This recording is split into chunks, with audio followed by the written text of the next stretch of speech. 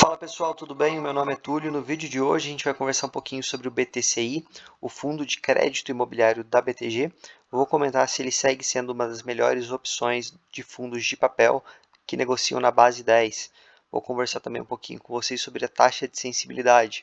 O fundo ainda negocia com deságio grande, já foi maior, a cota recuperou um pouquinho, mas ainda tem ali taxas muito interessantes. Vou conversar sobre isso. Bom, começando o vídeo, então a gente consegue aqui nas informações bem objetivas, o valor patrimonial do fundo supera 1 bilhão, o valor patrimonial por cota está em R$ 10,15, o valor de mercado da cota no fechamento do relatório era de R$ 9,02. A última vez que eu vi, antes de gravar o vídeo, essa cota tinha reagido um pouquinho mais, estava na faixa de R$ 9,07.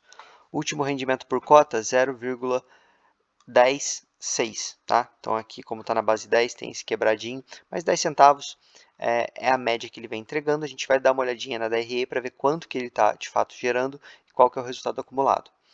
Começando aqui então a carta do gestor, ele comenta um pouquinho sobre o cenário macroeconômico de forma bem resumida, tá? Tem até outros fundos que exploram um pouco mais, eu sempre recomendo a leitura, eu não fico falando em todo o vídeo porque senão ficaria muito repetitivo para vocês.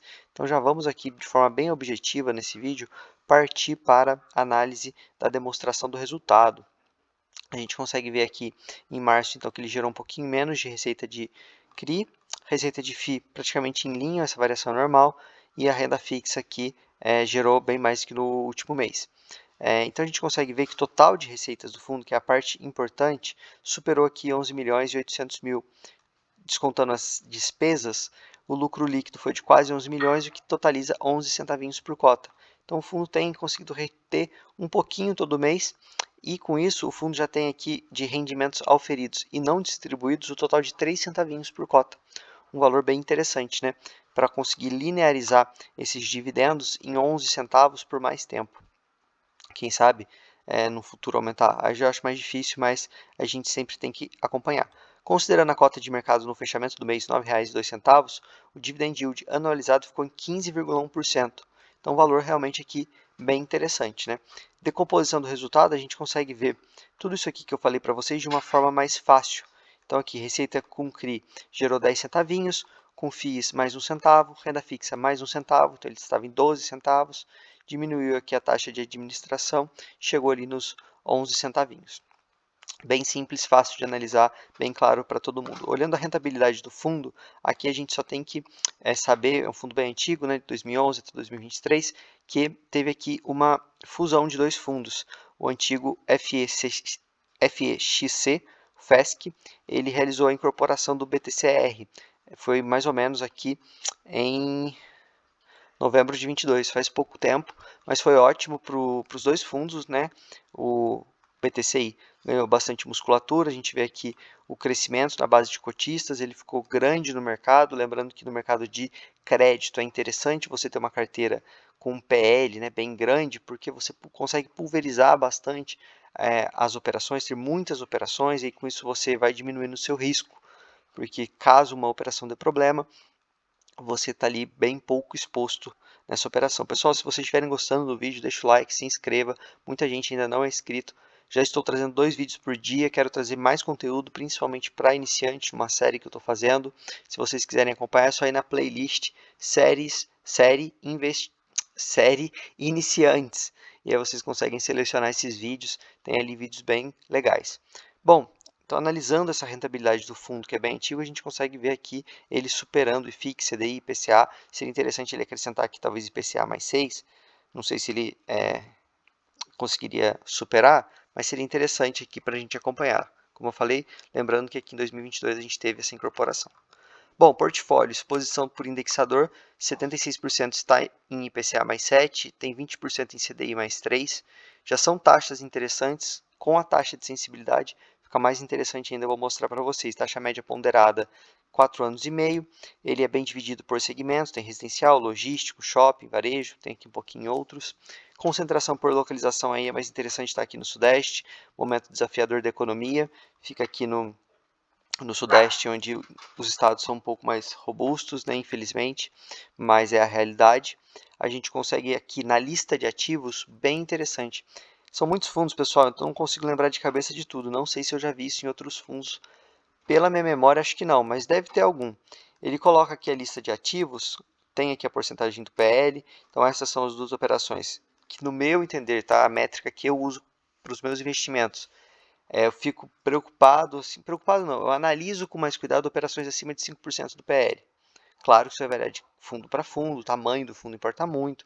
Um fundo muito pequeno, naturalmente, ele vai ser um pouco mais concentrado, tá? Eu sei de tudo isso, mas é só uma métrica geral. Então, nesse fundo, eu analisaria com mais cuidado essas duas primeiras operações, talvez mais essas três, mas enfim. O que eu acho interessante é que ele colocou aqui a taxa da emissão. Então, quando essa operação foi estruturada, ela foi estruturada com o índice IPCA a 9,35 e a taxa de marcação ao mercado está aqui do lado. Ele colocou isso para todas as operações. Bem interessante, né? Fica bem fácil. Ah, eu quero olhar tal operação, acho ela boa, acho ela preocupante, a gente já consegue olhar aqui.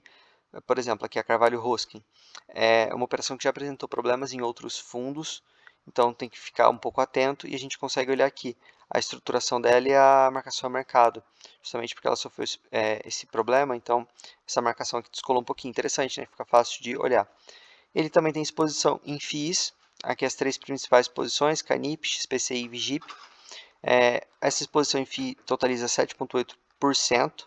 Eu gostaria de ver só um racional de por que investir nesses FIIs, lembrando que a rentabilidade em regra, né, você investindo diretamente em CRI, você consegue uma rentabilidade melhor. Então, um fundo de CRI, o normal seria investir em CRI. Então, se ele tem uma posição em FII, tem que ter aqui um racional, eu gostaria só de entender. Por caso contrário, eu prefiro que seja investido diretamente em CRI.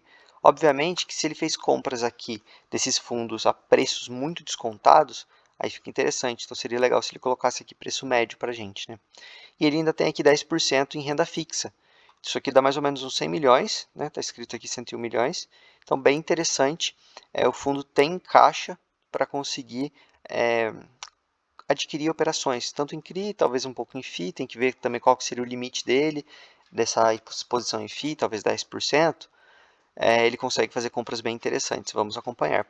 Chegando aqui no final do vídeo, análise de sensibilidade da carteira em relação ao valor da cota, que foi o que eu comentei com vocês. Ele destacou aqui R$ 9,00, mas eu vou conversar com vocês mais aqui no 9,10, porque a cotação está em 9,07, então acho que faz mais sentido. Nesse preço, o fundo entrega aqui quase 14% de yield, uma taxa de IPCA mais 14,5% e CDI mais 5,7%. Realmente muito atrativo, né? Um valor bem alto para um portfólio que, obviamente, tem aqui operações mais arriscadas, mas tem algumas operações menos arriscadas, pro perfil aqui do fundo, claro. Então, taxa muito interessante. Lembrando que esse fundo negociou a 8,60. Chegou a negociar 8,60, que daria IPCA mais 15,34 e CDI mais 6,06. Aí sim, quem conseguiu fazer compra nessa faixa de preço, lembrando que não estou aqui recomendando, só estou falando que quem comprou realmente levou uma taxa alta para casa. Pessoal, espero que tenham gostado do vídeo, deixem um like, se inscrevam. Lembrando, o grupo do Telegram está na descrição e no comentário fixado. Beleza? Valeu!